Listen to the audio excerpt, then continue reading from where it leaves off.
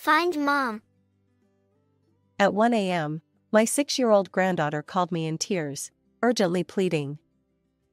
Caught off guard by the suddenness of it all, I listened intently. My daughter had been married for 7 years, and this was the first time such an alarming situation had arisen. The urgency in my granddaughter's voice indicated that something serious had occurred. "Where's Dad?" I asked, trying to soothe her trembling voice. But what she revealed next left me utterly speechless.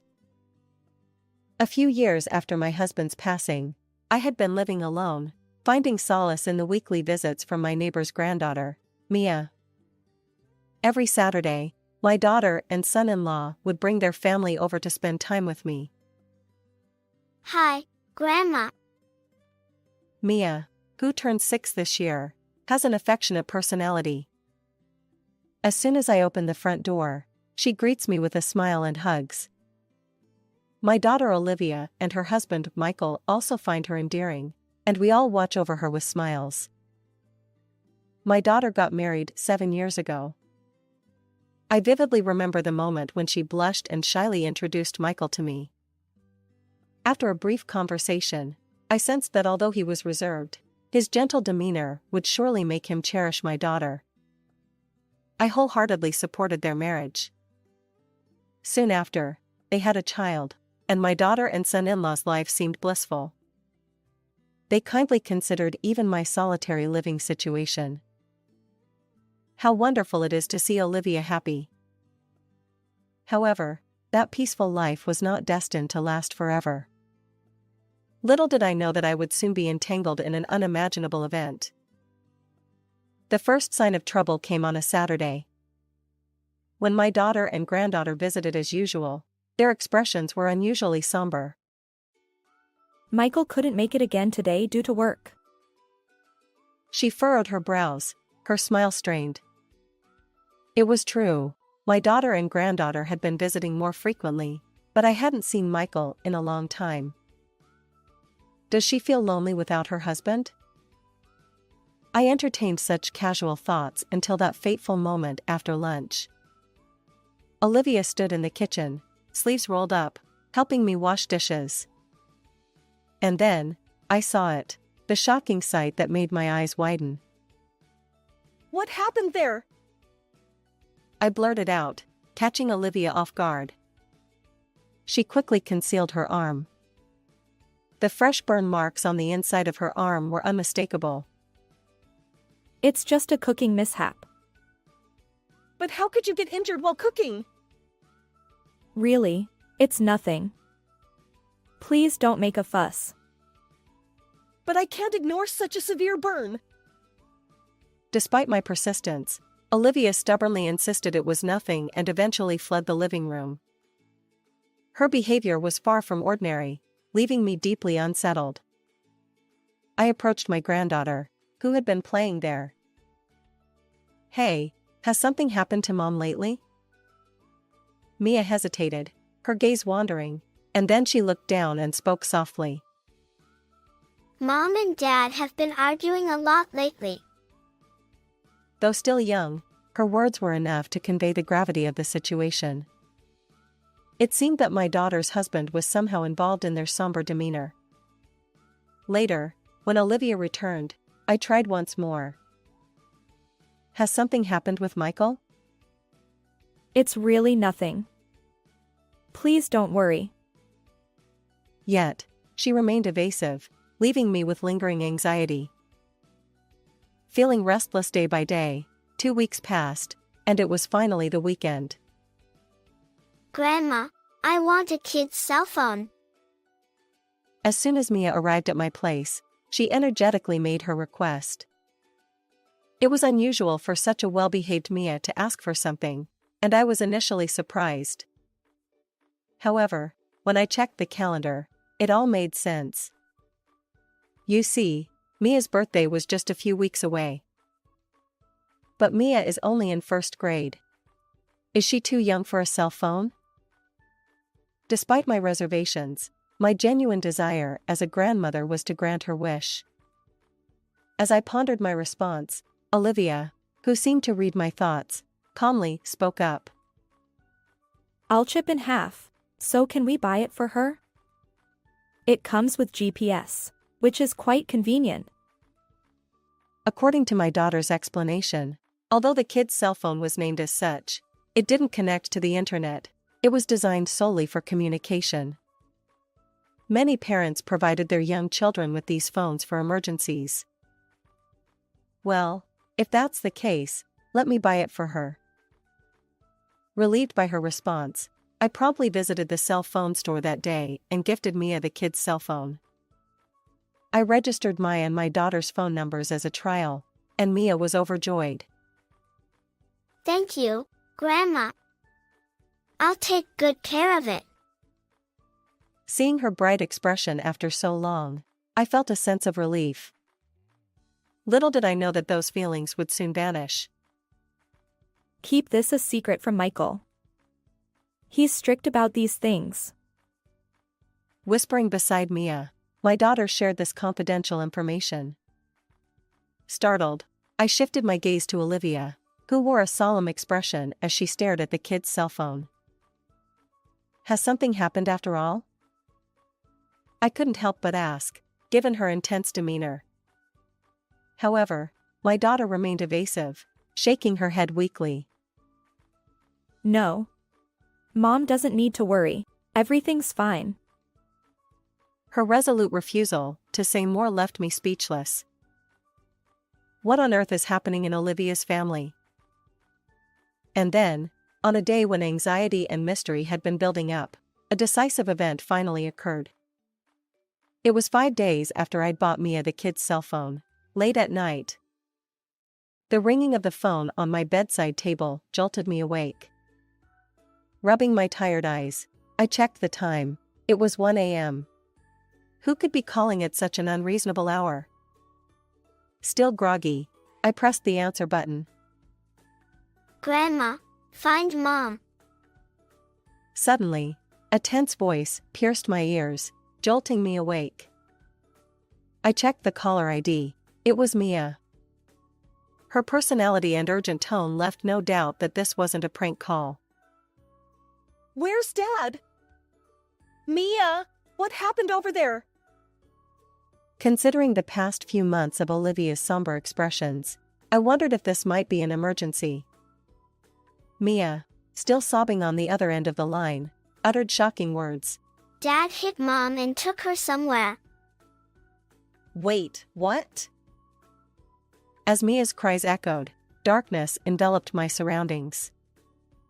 Clearly, there was a serious issue between Michael and Olivia. I'm coming right away. Stay put. Leaving the phone connected, I rushed out of the house. I didn't know the details, but one thing was certain, my daughter and granddaughter were in danger. 15 minutes later, I arrived at Olivia's home. The living room had transformed into a scene of devastation. What is all this? Toppled photo frames and shattered dishes littered the floor. It was evident that someone had wreaked havoc. Stunned, I turned to Mia, who tearfully handed me the kid's cell phone. Mom said something to Dad, and they got into a fight. As the video played on the screen, I was once again rendered speechless.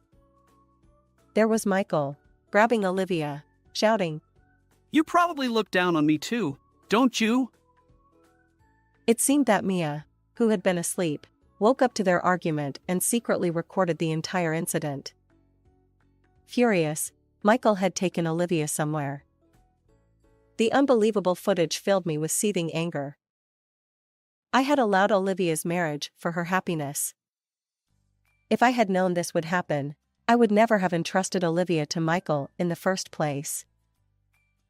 Unforgivable. How could he do this to my precious daughter? I'll definitely get Olivia back and make Michael reflect on his actions. Determined, I felt Mia's tears as she suddenly took my hand. Grandma, look, Mom said to give this to Grandma if anything happens. Looking down, I saw a single key gleaming in her small palm. Later, after explaining the situation to a relative in the neighborhood, I took custody of Mia and, clutching the kid's cell phone, headed to a certain mountain. As my daughter had explained, the kid's cell phone was equipped with GPS, allowing us to track the registered cell phone's location. Fortunately, Olivia still had the phone with her when she was taken away, making it traceable. Guided by the GPS, I arrived at this location. Navigating the pitch-black mountain path, I followed the cell phone's light. Faint voices, as if from an argument, reached my ears. "Olivia. Please be safe." I hurried toward the source of the voices, my heart filled with prayers. As I emerged into a clearing among the trees, I couldn't contain my excitement when I saw two figures. Olivia! Mom! My daughter turned, her long hair firmly grasped by Michael. It was evident that he had forcibly brought her here. Wait! Why are you here? Clearly, he hadn't expected my arrival. Taking advantage of his surprise, Olivia pushed him with all her might. His grip loosened, and she sprinted straight toward me. But as I embraced her, my shock grew. Olivia's right cheek was swollen and red. Evidently, Michael had harmed her. My anger surged, and I stepped forward, glaring at him. How dare you treat a woman so horribly? Olivia's always mouthy. She's the problem. It's despicable to take your frustration out on her just because you lost your job. What? Why are you saying that? Facing a dumbfounded Michael, I recalled everything that had led me here. The key Mia had handed me earlier was from Olivia's desk drawer. When I opened it, I found a multitude of documents, with a handwritten letter placed on top. I'm sorry for keeping silent. Everything is documented here. The letter began with unbelievable revelations. According to Olivia, Michael's behavior had changed about 5 months ago. He returned home late, intoxicated, and spent weekends away.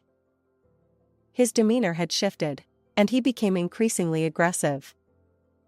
Initially, Olivia attributed it to work stress and tried to talk to him, but Michael's anger escalated, and he began physically hurting her.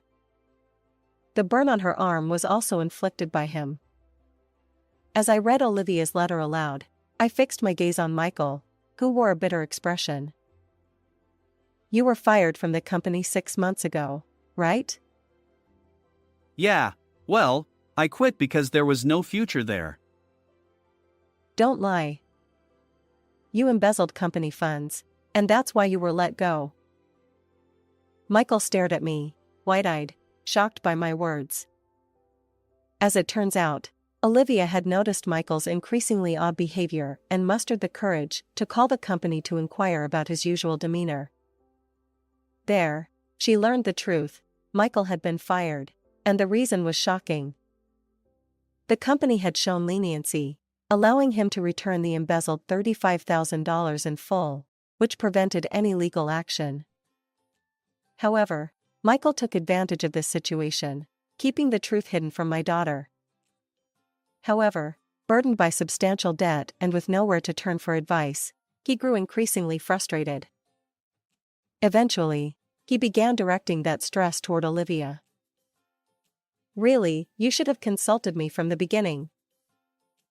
As I gently touched my daughter's reddened cheek, she looked down, seemingly embarrassed, and tears welled up in her eyes. I'm sorry. I thought this was a family issue. I didn't want to cause any trouble for Mom. Olivia's strong sense of responsibility became a double-edged sword. She tried to handle Michael's problems all by herself. Knowing everything, my daughter attempted to avoid upsetting him as much as possible. She discussed the issue of his dismissal and the debt when he was in a good mood, but despite her efforts, the situation escalated into the current turmoil. However, anticipating this possibility, She had prepared a summary of the situation in a drawer and entrusted Mia with the key, just in case. In hindsight, even buying Mia a kid's cell phone was likely a precaution for unforeseen events. At that moment, relieved that my daughter was safe, I gently touched my chest. But as Michael looked at us, he began to tremble nervously. She looks down on me, so I had to teach her a lesson. I haven't done anything wrong.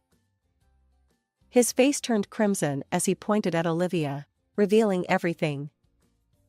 His incoherent words left me utterly exasperated. Why on earth did you bring her all the way to this mountain? I just wanted to leave her here and make her reflect. The one who needs reflection is you. Losing your job was your own doing. Shut up. Old lady, keep quiet. Don't define me.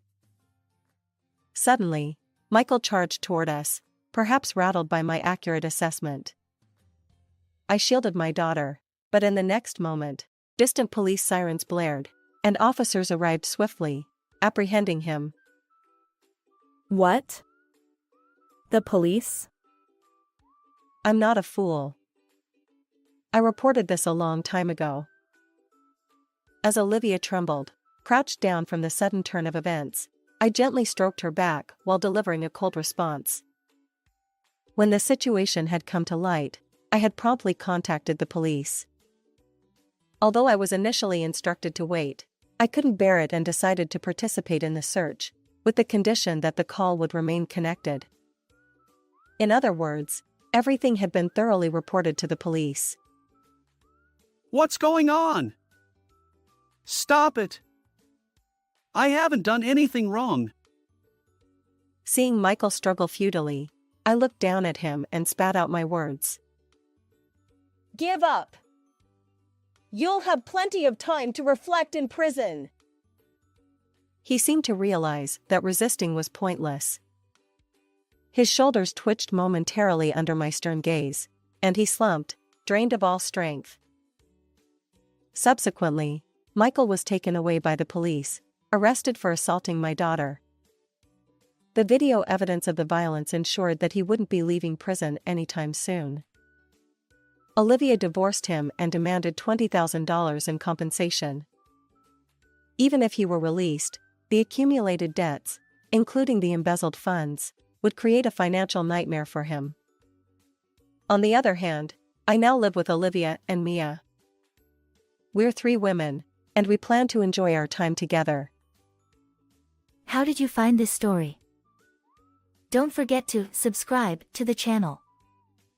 Until next time in the next video.